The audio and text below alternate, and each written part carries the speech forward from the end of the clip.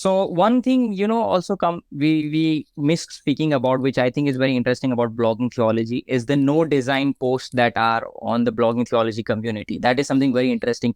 So is there any story behind starting the new design posts, and what exactly is no design for someone who's not aware? Yeah, thanks. Yeah, thanks for bringing that up. Yeah, and they're fun. No, there was no great plan behind them. I just saw, so I like, as we all do, stunning photographs of God's creation, whether it be beautiful birds or butterflies or supernova or pictures of the structure of DNA, clear evidence of design in the world.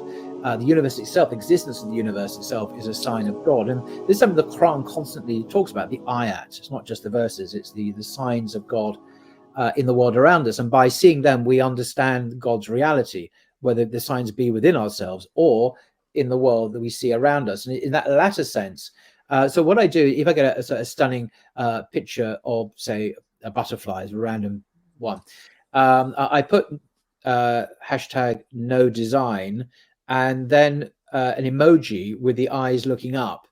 Now, this is meant to convey, hopefully, not always successfully, the idea I'm being ironic. I'm not saying that there's no design. So what I'm trying to say is, how can one deny design given such remarkable beauty, fine tuning, exquisite design that we see around us?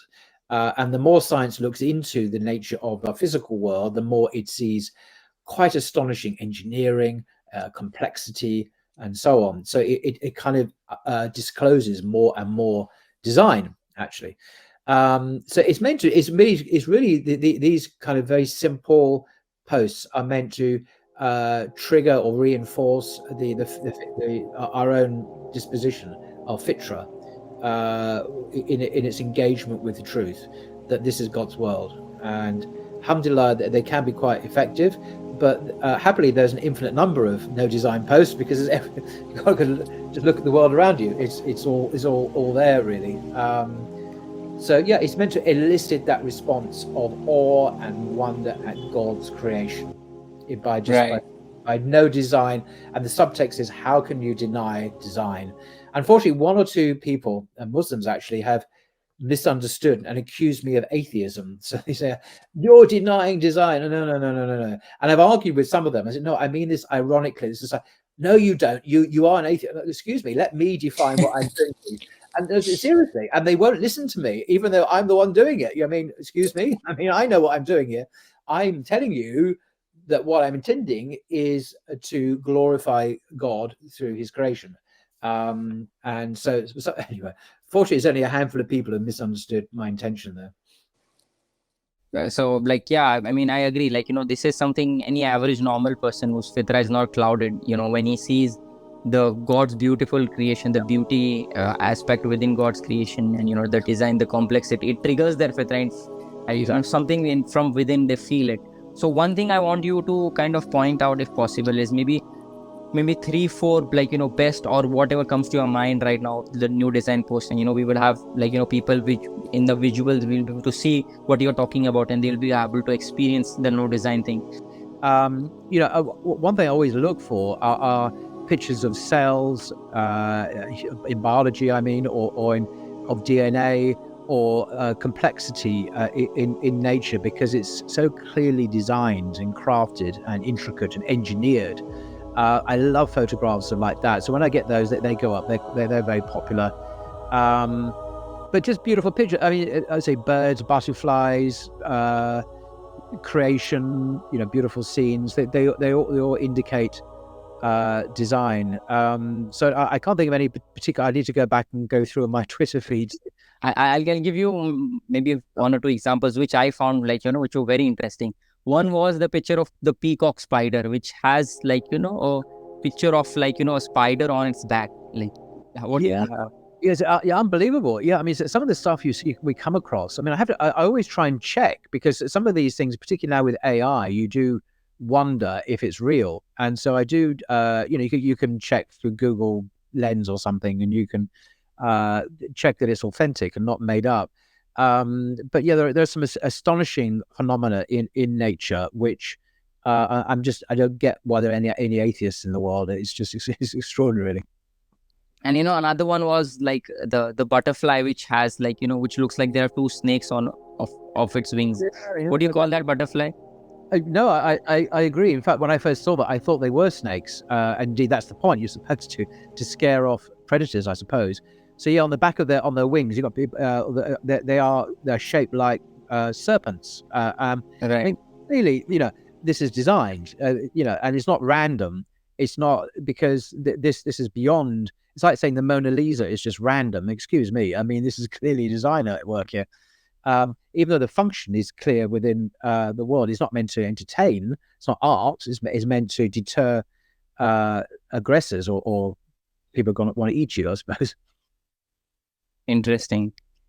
So, like any other design pose that comes to your mind, like maybe apart from like the peacock spider or Well, we'd have to show them really, and perhaps I should have brought some examples. I'm just going on my Twitter now, but for some reason the Wi-Fi is very slow. But if you go on, if you go on Free Monotheist, this is my Twitter handle at Free Monotheist, and just scroll down it, you'll, which I'm now finally got through. Hopefully you'll see some examples. So my one I put up yesterday, no design, Japanese camellia, and these are flowers, but if you look at them, the symmetry and the beauty is of exquisite mathematical proportions, as if some kind of machine has produced these, that they are absolutely perfect. wow. And these are, this is in nature. This is Japanese kind of, this is yesterday. You're going to at Free Monitor. That's the 9th of October, by the way, whoever's watching this, on the 9th of October, 2024.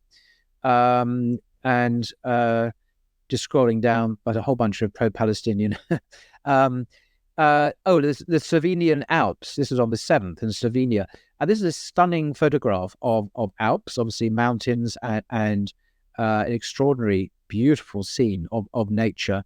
One above that is one extraordinary photograph taken of an owl. And you see there the aerodynamics and beauty and design and exquisite glory here of this created entity. And you've just scrolled down virtually every day. There's a lovely one on the 6th of October, this tiny little bird on someone's thumb. If you look at the detail in it, and this one I did check to check it was authentic, and it is. The extraordinary purple color and the whites and the greens and the purple, absolutely stunning. And photography, advanced photography, is now disclosing this to a wide audience. Perhaps we wouldn't have known about this, many people before. Now we ourselves, so it's worth sharing. No design, really? Are you serious? Right. Pull the other one. And another one that comes to my mind is like an orchid which looks from one angle, it looks like a face of a monkey. Have you seen that? Yeah, orchids. Yeah. There's some amazing orchids, and again, I had to double check that. Is this for real? Because you got orchids; these are flowers, and they look like monkeys. You have to see it to believe it. Yeah. Again, this is not random. It's not an accident. This is not kind of just happened without any meaning. No, this is clearly contrived. And there are lots of examples like that of flies that on their wings that have these creatures that they're paintings almost that meant to deter predators. I can't remember the exact details now, but there's a lot of kind of artistry gone into this. And again, I check on Google to see if there's a Wikipedia article or other photography to show these are genuine. They are genuine. Again, way beyond any randomness or accident or purposeless. This is purposeful. This is meaningful.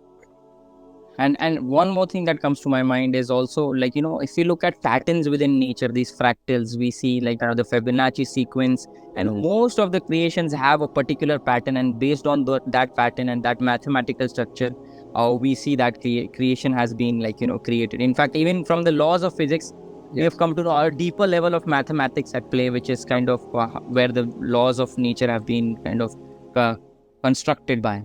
That is also a beautiful thing.